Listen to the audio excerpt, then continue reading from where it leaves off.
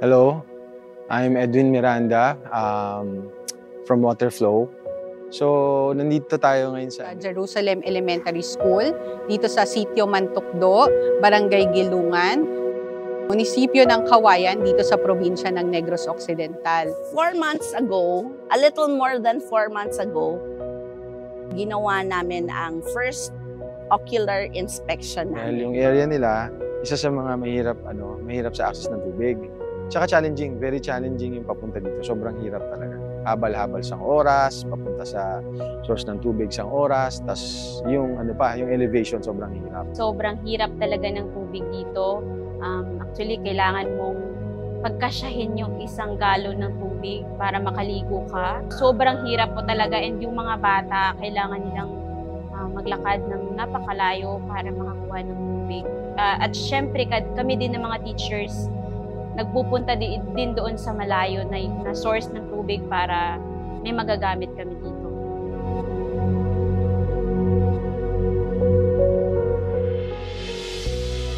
During the planning, medyo nag-aalangan si chairman, yung mga taga dito na baka hindi sufficient yung source, hindi ganun kalakas. While planning na nasa Manila kami, hindi namin na kita yung mismong source. Meron sila sinasuggest na panibagong source. Yung source po natin ng tubig ay kailangan mong akyatin yung 2 bundok, tapos kailangan mong dumaan sa ilog, kailangan mong tumawid sa ilog, tapos yung bundok hindi lang siya yung bundok lang, sobrang taas niya, and kailangan mo ng extra na effort at hangin para makarating ka doon. 300 meters away from the original plan. From then, nagdagdag na naman kami ng tubo na i-require, tapos nagpadagdag pa ako ng buffer. Limited ang oras ng water flow dito sa Jerusalem. Maganda sana na talagang magampanan namin yung magawa natin the most kung ano ang habang nandito tayo. Kailangan mas marami tayong magawa in a very short time. It needs a lot of manpower.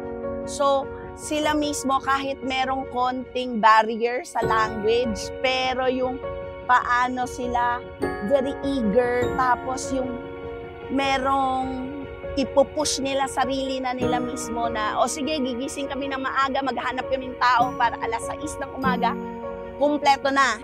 Tapos yung paglatag naman, ang nakakatuwa, mahabang-mahaba, kailangan nilang ibaon. Idea ni engineer, meron kayong kalabaw, araruhin nyo na lang, imbis na mahirapan kayong maghukay, magbangkal para malubog. Luckily, we are in good hands at Jerusalem.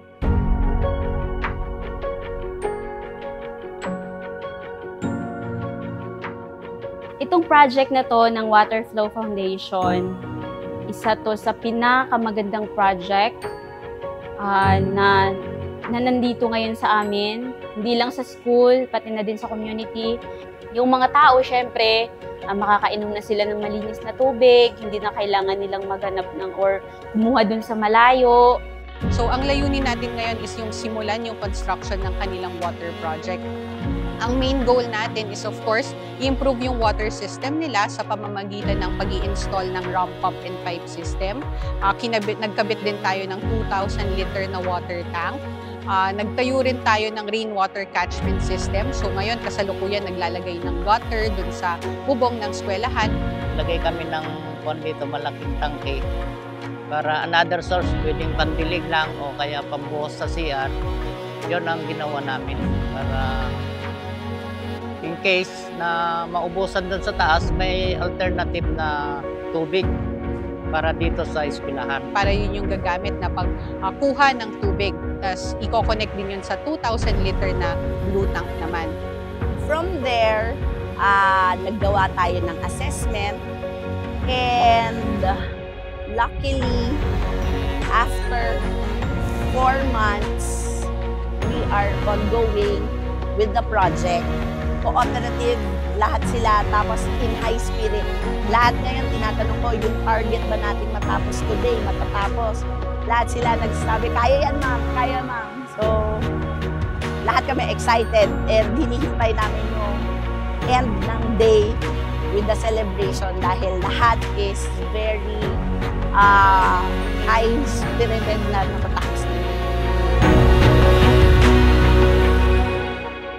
Makikita mo sa tao yung alam mo na gusto talaga nila rin bigay yung kailangan namin para magawa yung proyekto. Yung mga tao, pagka iisa kayo ng gusto, sabihin, may puso kayo sa pagtulong.